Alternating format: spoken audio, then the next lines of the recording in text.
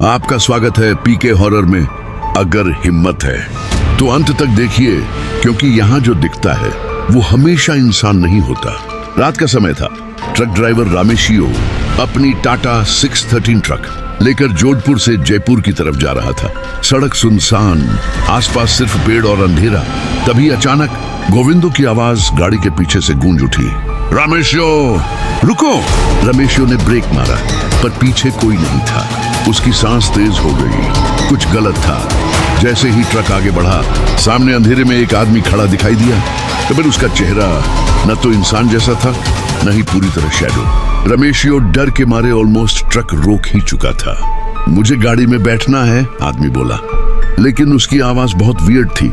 रमेशियो ने पेनियो और डेप्लो को फोन किया, लेकिन नेटवर्क डेड। आदमी गाड़ी में चढ़ गया।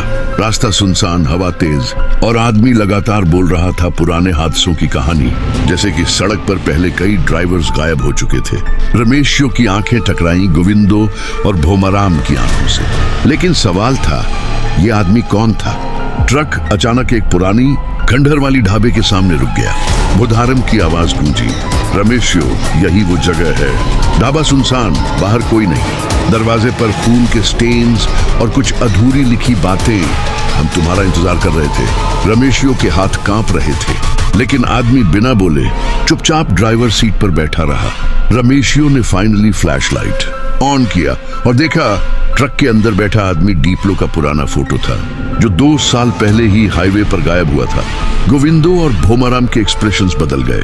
सभी घोस्टली और ट्रांसलूसेंट बन चुके थे।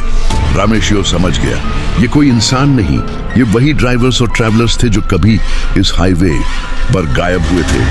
ट्रक अचानक खुद ब खुद आगे बढ़ गई और रमेशियो की आंखों के सामने सब डिसअपियर हो गए। बस अंधेरा, सड़क और हवा की आवाज बची थी।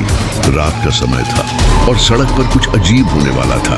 रमेशियो ने देखा कुछ शैडो उसके पीछे मूव कर रहे थे। ढाबे पर पहुंचे तो खून और अधूरी बातें देखकर रोंगटे खड़े हो गए। और फिर सच सामने आया, ये कोई इंसान नहीं था, ये वही गायब हुए लोग थे।